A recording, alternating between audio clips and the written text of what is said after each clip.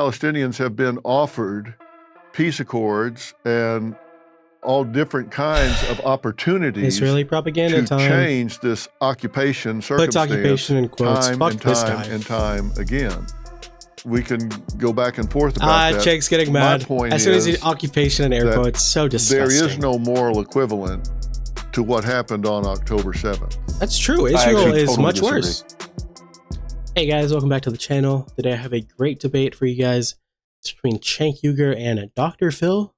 For some reason, Dr. Phil has decided he is a politics guy now. Also, he is a tabloid TV show host where he brings on trashy people to basically make fools of them for TV. And he's also I guess he's really knowledgeable about politics as well. So they discuss Israel-Palestine, and Dr. Phil, the highly educated political expert, takes the pro-Israeli stance. Shocker, and an American in media taking a pro-Israeli position. Never seen it before.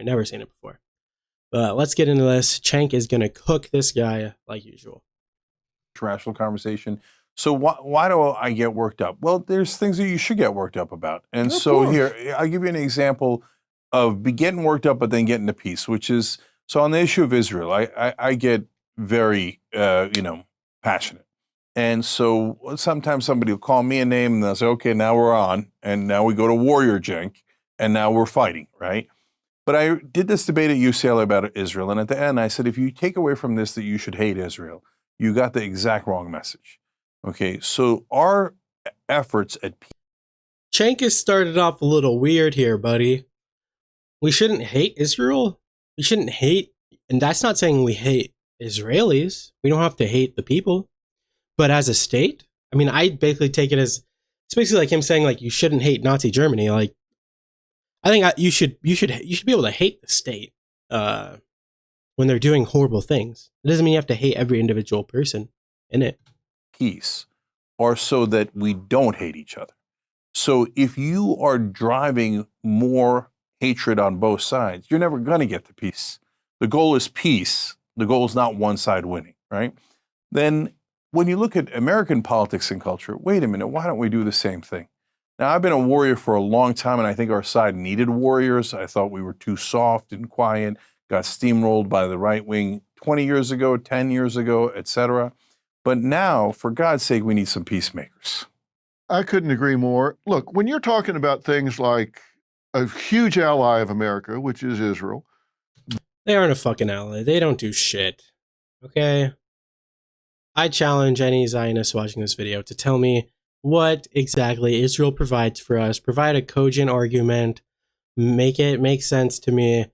And then I'll agree. I don't think Israel is an ally. I don't. Their most important ally in the world, for sure. They're an important ally for America, for sure. And notice, everyone that says this never provides examples of why. We say that Taiwan is an ally because they produce our, like, chips or whatever. Everyone knows that, who's interested in politics. Why don't we know what Israel does? Because they don't do anything.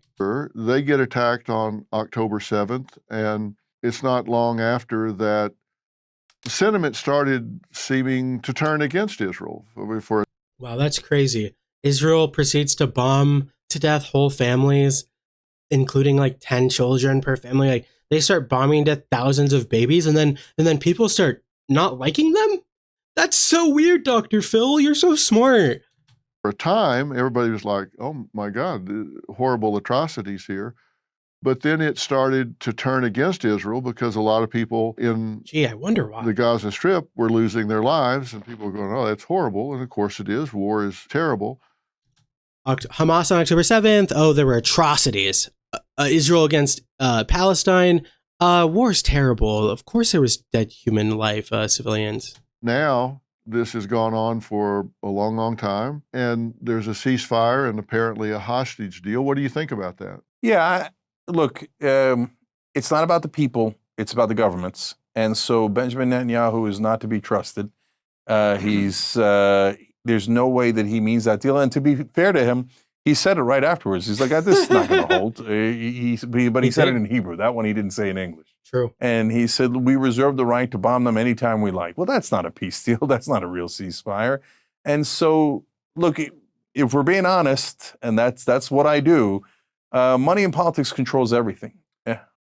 Getting quality sleep can be a struggle.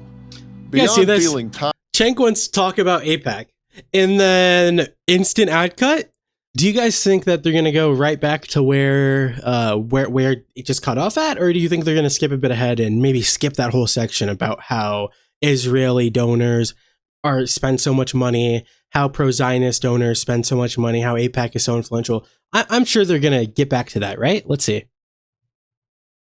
For many, with flavors like cinnamon bean, all natural and fresh. Before 40% off, Dr. AM, 40% off. Well, you said it's between governments. Is Hamas a government? Oh, Well, they just skipped over all of it. I wonder why they did that. I wonder. Really? That is shameful, Dr. Phil. That is shameful. You can't even talk about America, where everybody knows that money plays a huge role in politics. You just can't even talk about the role that Israeli money plays on politics. You just get censored.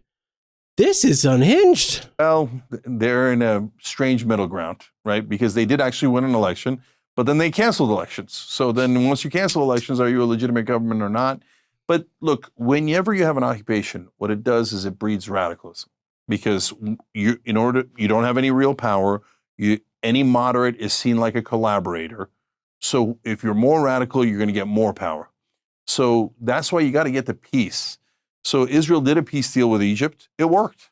It's worked ever since. Peace works. And at the time, people said, no way, Egypt will never follow through. They'll keep bombing us. They'll keep attacking us. Well, they were wrong. The peacemakers, Jimmy Carter was right. Anwar Sadat was right. Menachem Begin was right.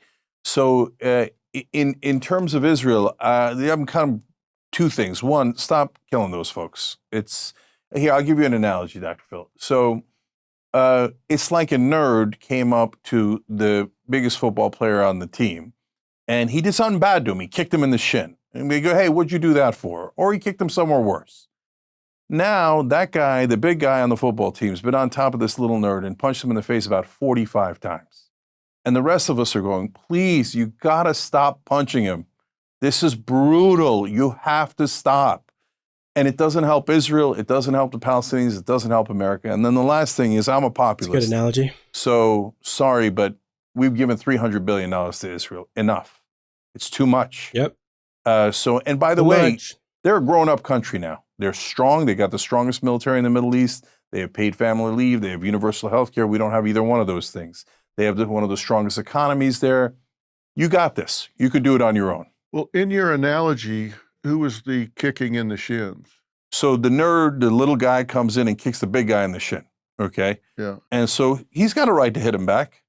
So, but at the same analogy, time, who was the shin kicker? The Palestinians. Yeah. And was that October 7th? Yeah. Wow. That pretty much trivializes what happened on October 7th, doesn't it? No, because Dr. Phil is a low IQ analogy not understander. He's a dumbass. Like, what? Yeah, no shit, dumbass. That's why it's an analogy, bro. It's an analogy. Just punching the nerd in the face for 45 times also trivializes what happened at Gaza, which is utter slaughter and destruction. Yeah. So, but they had a right to defend themselves.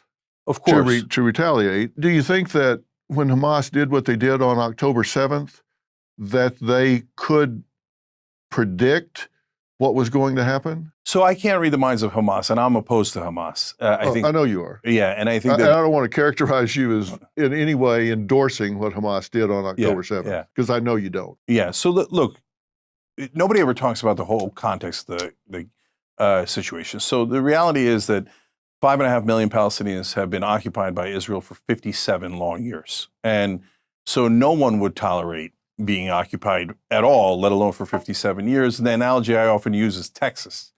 So if somebody came and occupied Texas, do you think Texas might fight back? Do you think the citizens might fight back? And especially if you took away any opportunity to do it in a legitimate way, do you think maybe an insurgency would rise that others would call terrorism, right? So now that doesn't justify the terrorism, but it just explains to you how we got here. So 57 years, so then Hamas does something terrible in return, okay? And then Israel goes, oh, you want to see terrible? we'll show you terrible, and levels the whole place. So, but what Israel doesn't understand is that they are Goliath. For all of Jewish history, they have been David, and they have been abused, and they have been traumatized, and I don't know people that have suffered more, right? But they're misunderstanding the current situation. They're no longer David.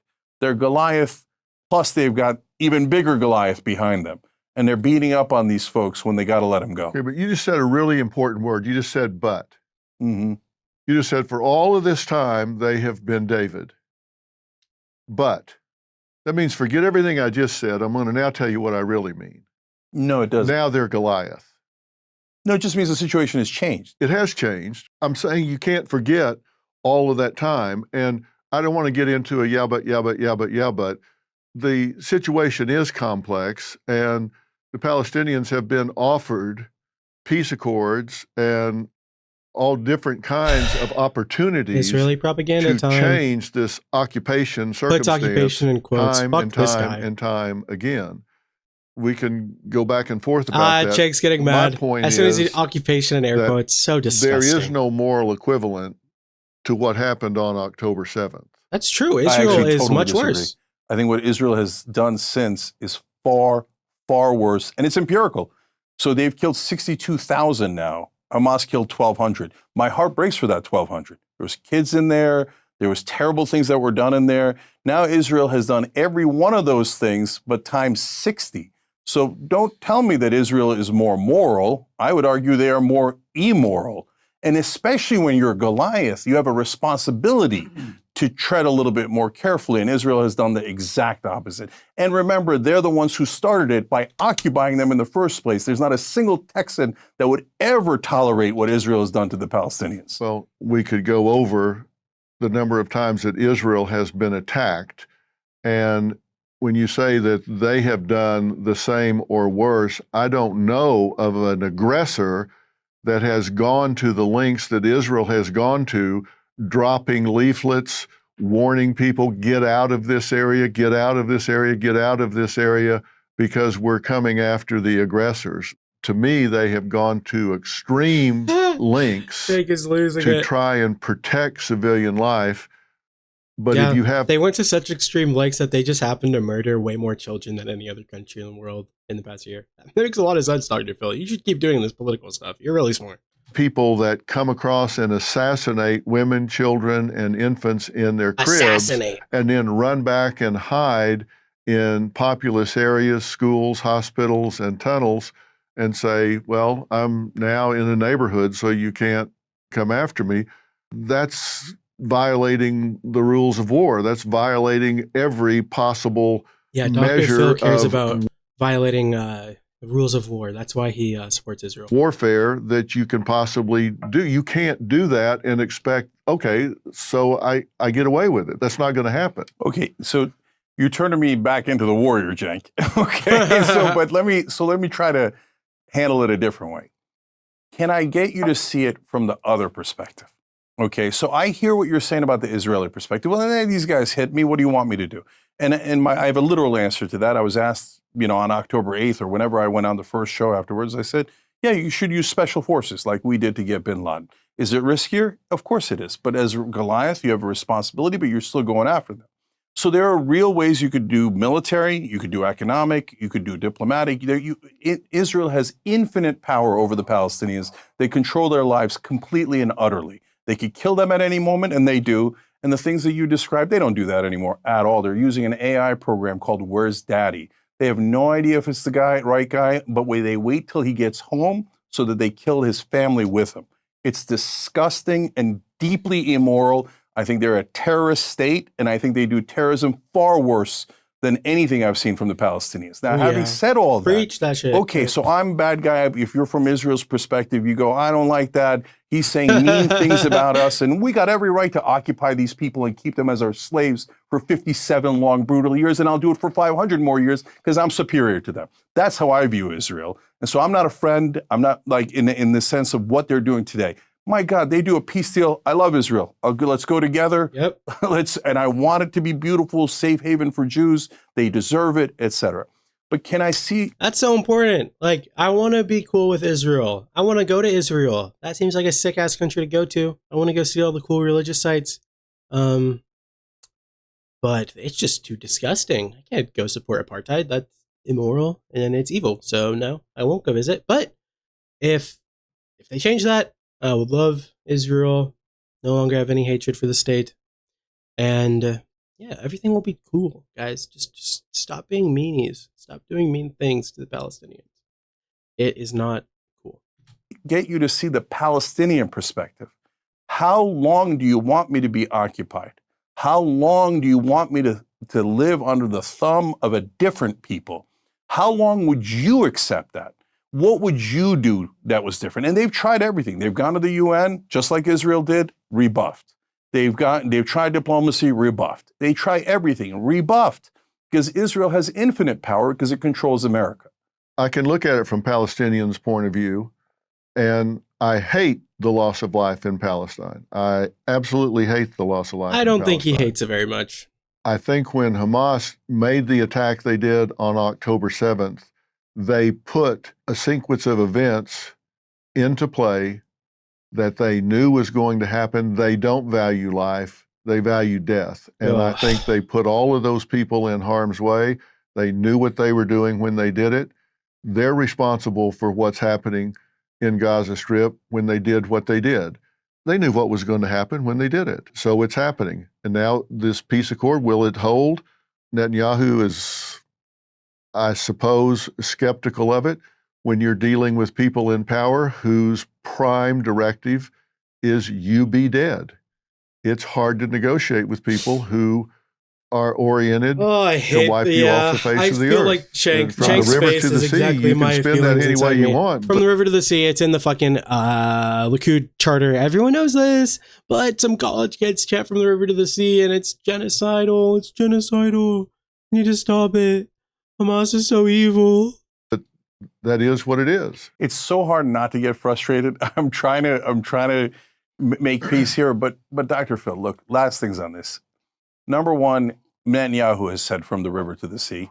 So don't tell me that you don't like from the river to the sea when your prime minister says it. Number two, he's actually doing river to the sea, and they're going to take Gaza, and they're going to try to take the West Bank. Number three, they've now killed 60 times the number of civilians. So how could killing 60 times the number of civilians be more morally correct than killing one time? It just doesn't make any sense. But America's only looking at it from the Israeli perspective. Oh my God, what would you do if you were attacked? Okay, but I'm asking you, what would you do if another race, country, religion, government was oppressing you for 57 years?